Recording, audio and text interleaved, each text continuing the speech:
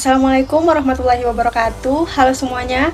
Perkenalkan, nama saya Husnul Khatimah Abdan dengan NIM G701240119 dari kelas A Praktikan Praktikum Analisis Farmasi Percobaan 3. Pada pembuatan video kali ini saya ingin menjelaskan mengenai penetapan kadar parasetamol dengan spektrofotometer UV vis.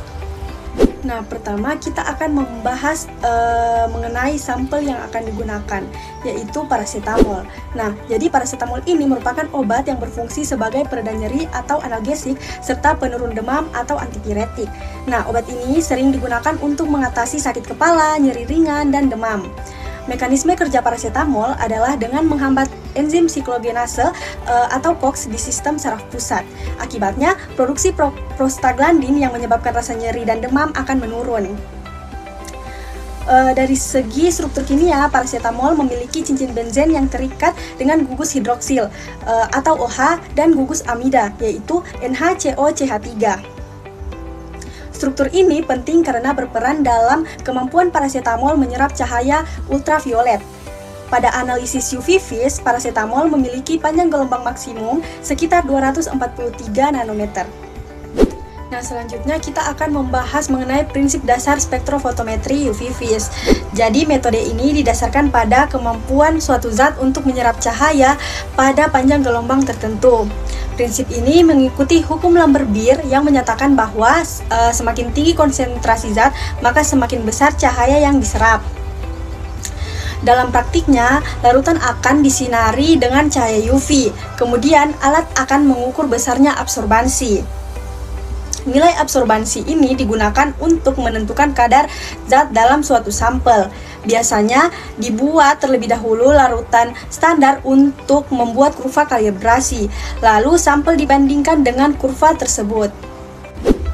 Nah, berikut mengapa parasetamol dapat menyerap radiasi UV. Hal ini disebabkan oleh adanya gugus kromofor dan auxokrom dalam strukturnya. Kromofor adalah bagian molekul yang dapat menyerap cahaya, seperti cincin benzen dan gugus karbonil. Sedangkan auxokrom seperti gugus OH dan NHCOCH3 berfungsi memperkuat penyerapan cahaya. Ketika disinari dengan UV, elektron dalam molekul parasetamol akan mengalami perpindahan dari tingkat energi rendah ke tingkat energi yang lebih tinggi. Proses ini disebut dengan transisi elektron, seperti transisi Pi ke Pi bintang atau N ke Pi bintang. Inilah yang menyebabkan parasetamol dapat terdeteksi oleh spektrofotometri.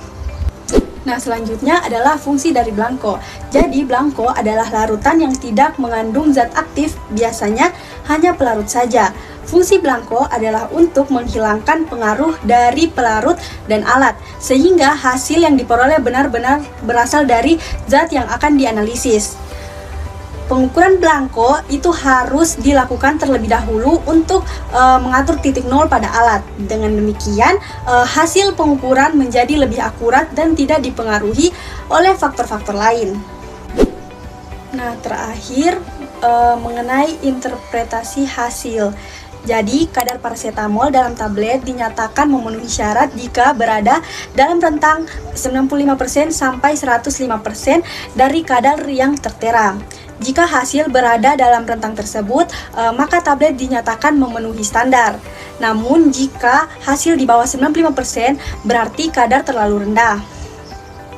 Hal ini bisa disebabkan oleh kesalahan dalam penimbangan atau kemungkinan degradasi obat. Sebaliknya, jika hasil di atas 105%, berarti kadar terlalu tinggi.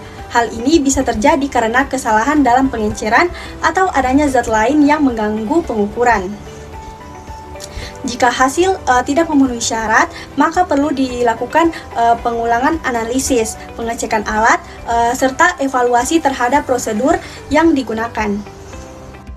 Cukup sekian dari saya, kurang dan lebihnya mohon dimaafkan. Saya akhiri. Assalamualaikum warahmatullahi wabarakatuh.